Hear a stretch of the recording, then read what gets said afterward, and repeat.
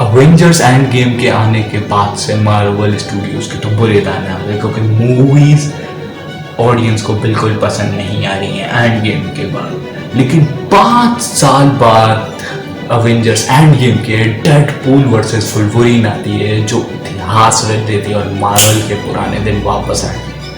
पर क्या है इस कमबैक की सच्चाई और क्या क्या होने वाला है आगे चल के मार्वल में, और असल में मार्वल स्टूडियोज की क्या थी कहानी, आइए जानते हैं दुनिया के one of the biggest studio Marvel studio की पूरी कहानी।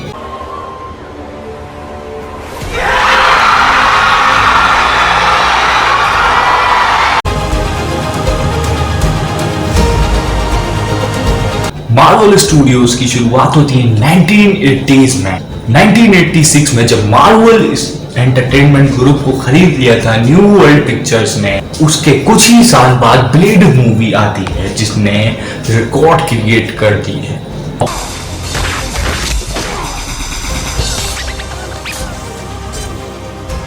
फिर 2000 में एक्समैन मूवीज की शुरुआत होती है जो अपने नए रिकॉर्ड्स क्रिएट करती जाती है, जिसमें हमें पहली बार वुल्वरीन देखने को मिलती। और यहाँ कहानी खत्म नहीं होती। इसके बाद 2006 में मार्वल ऑफिशियली अनाउंस करता है अपना मार्वल सिनेमैटिक यूनिवर्स MCU, और यहाँ से शुरुआत होती है MCU की राइज की।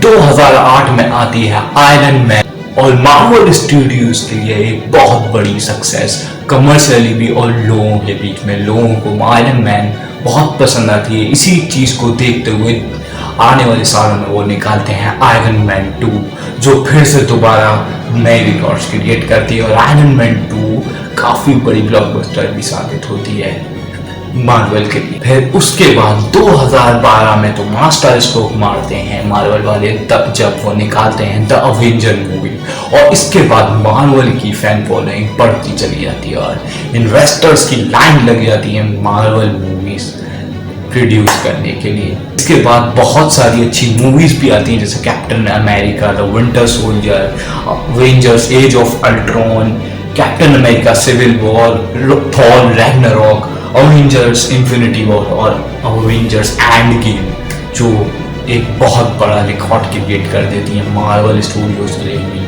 बल्कि वर्ल्ड में अपनी छाप छोड़ देती है, और biggest movie of the century का एक किताब ले लेती है अपनी तरफ। Avengers!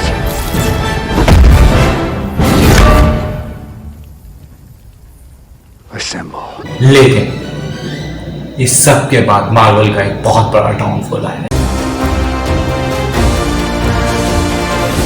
एंड गेम के बाद मार्वल को अब थैनोस की तरह एक नया विलन चाहिए था, जिसको वो लाना चाहते थे अपने पूरे इस फेस के लिए, जो कि कैंग था, जिसको वो काफी हद तक सेटअप कर रहे थे लोग की सीजन 1 और सीजन 2 में, जो कि बहुत बेहतरीन वेब सीरीज रही मार्वल की। बाद आती है एंटमैन क्वांटमेनिया, जिसमें वो कैंग को थोड़ा बहुत स्टैब्लिश करने की कोशिश करते हैं, बट जॉनथन मेजर्स एक कांड करते हैं जिसकी वजह से मार्वल को अपने सारे प्लान्स खत्म करने पड़ते हैं। बेसिकली जॉनथन मेजर्स को एक केस की वजह से जेल हो जाती है, जिसकी वजह से मार्वल उनसे अपने सारे कॉन्ट्रैक्ट्स और सारी मूवीज कैंसिल कर देती है। अब एक और इस तरफ एक और सिनेरियो चल रहा था कि मार्वल्स की कुछ मूवीज आई थी जो बिल्कुल काम नहीं कर रही थी। इस सब के बीच में वो लाते हैं डेडपूल एंड वुल्वरीन, और यहाँ से शुरुआत होती है मार्वल के कमबैक की।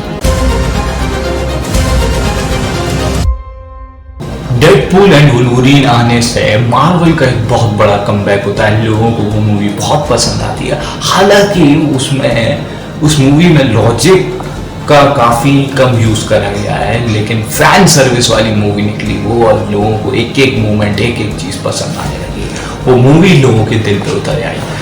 पर अभी धमाका होना तो बाकी था, जो हुआ कॉमिक कॉन के इवेंट में, जब RDJ को अनाउंस किया गया as doctor Victor von Doom, यानी डॉक्टर डूम, जो आने वाली मूवी जो डूम्सडे और अवेंजर्स सीक्रेट वॉर्स में एक मेन विलन के डॉक्टर डूम मार्वल का सबसे बैडएस कैरेक्टर है, और आरडीजे को वो कैरेक्टर देना बहुत बड़ा मास्टर स्ट्रोक साबित हुआ। चारों तरफ अब सिर्फ मार्वल के बारे में ही बातें चलने लगी।